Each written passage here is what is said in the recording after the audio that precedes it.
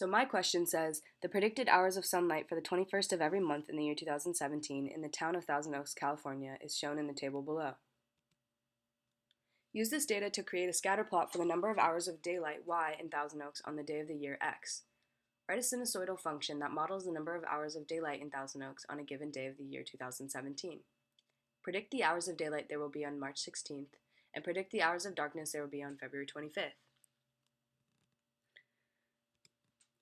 Okay, so this data table gives us the 21st of every month of the year in terms of the day of the year, and it also gives us the hours of sunlight on the 21st of every month.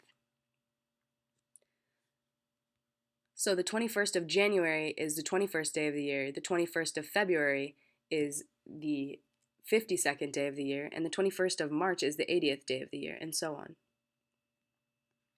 So we can use this data to create a scatter plot for the number of hours of daylight on the day of the year by using the day of the year as the x values and the hours of sunlight as the y values. And you will see this pattern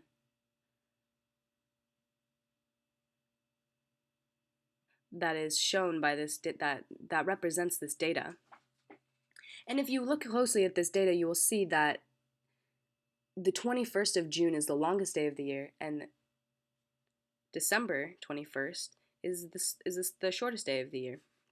And you might remember this from being a kid and growing up playing outside and realizing that the days were always longer in the summertime, and there was always more sun to play outside and to play later into the night, and how the nights would always be shorter in the wintertime. And so this naturally occurring pattern can actually be described and represented on a graph and through an equation.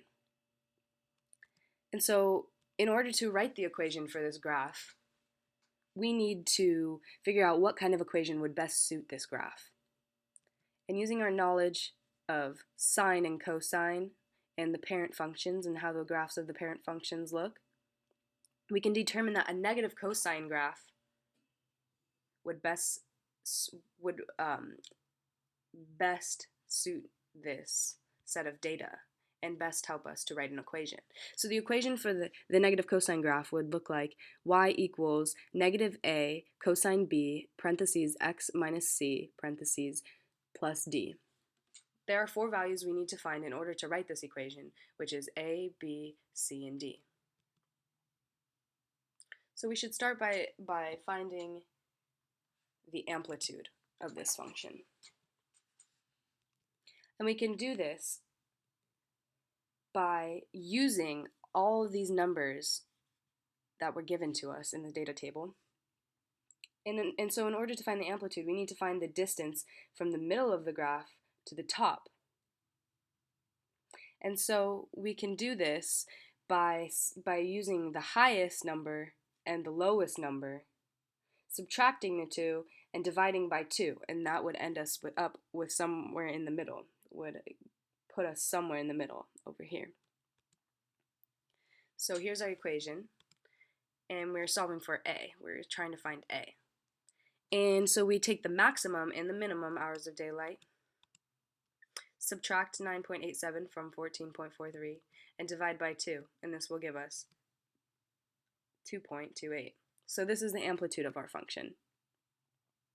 And we can substitute this into the equation and continue finding the other values that we need to find. So now that we've found the value of the amplitude, we should determine the value of b. And so we know that b is always connected to the period length, and we know that the new period will be 2 pi over b. And we do know the period length because this pattern repeats itself every 12 months, or every year, or 365 days. So if we rearrange this and solve for b, we should get that b is equal to 2 pi over 365. And so we can substitute this value for b into the equation. So now that we have determined the values of a and b, we must find the values of C and D. So in order to find D, we need to find how far the entire graph has shifted up. And so the middle of the graph normally is centered on the x-axis. But since it's up here, we need to find out how many units, how much it has been shifted up. And so if we know that our maximum is 14.43 and we know that our amplitude is 2.28, the middle of the graph is going to be 2.28 below the maximum point. And that will give us, if we subtract 2.28, the amplitude from the max, we will get 12.15, which is our value for D, which means that in total, our graph has shifted up 12.15. And so to find C, or the horizontal shift, or how far the graph has shifted left or right, we need to look at this and see that the minimum point is at 9.87, and if we trace the graph backwards, there will be another 9.87 somewhere over here, and that would occur on 10 days in the previous year. So therefore, it has shifted 10 to the left. And since it's a translation to the left, the equation changes from negative sign to a plus sign in there. So instead of subtracting 10, we are going to be adding 10 to x. So now we have completely written our equation for the function, for the data. And our equation, our final equation looks something like this. Y equals negative 2.28 cosine 2 pi over 365, parentheses x plus 10 plus 12.15. And so this is our answer for part B, and it is the final way that we write our equation. So now, part C asks us to predict the hours of daylight that there will be on March 16th. So how can we do this? Well, we can use the equation that we just wrote in step B. First, we need to figure out what day of the year March 16th is, and it's the 75th day of the year. So plug this number in for the day of the year, or x, into the equation.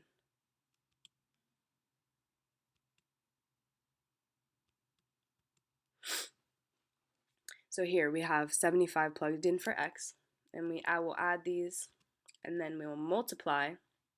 Make sure your calculator is in radians, because we are dealing with pi.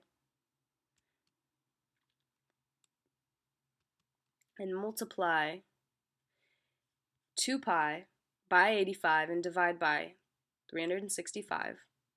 Then take the cosine of this number and multiply it by negative 2.28, which will get us to negative 0.2448 plus 12.15, and if you add these numbers together, you will get that there was 11.91 hours of daylight on March 16th. Now, how do we know if this is right? Well, we can verify that this answer makes sense because on February 21st, there are 11.18 hours of daylight, and on March 21st, there are 12.17 hours of sunlight. So the number of hours of daylight for March 16th should fall somewhere in between these two numbers, but it should lead more towards 12.17 because March 16th is only 5 days away from March 21st. So yes, we see that 11.91 falls in between 11.18 and 12.17, and that it is closer to 12.17. So our answer makes sense.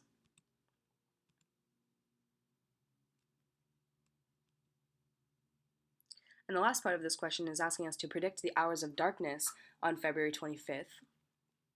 So first we needed to determine what day of the year February 25th is.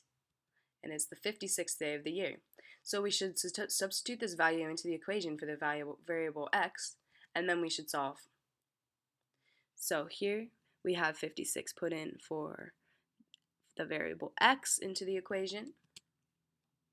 We will add the values in the parentheses together, then multiply 2 pi by 66 and divide by 365, which will get us to 1.1361.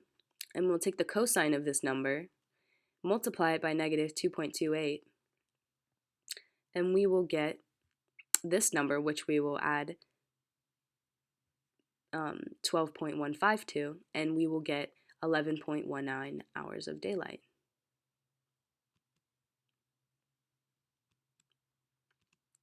Since the problem is asking for the numbers of hours of darkness, we need to use the hours of daylight that we found and subtract it from 24 because there are 24 hours in a day. So if we take 24 hours, subtract 11.19 hours of daylight from that, we will end up with 12.81 hours of darkness. And that is the end of my problem. And these are my sources of inspiration and information.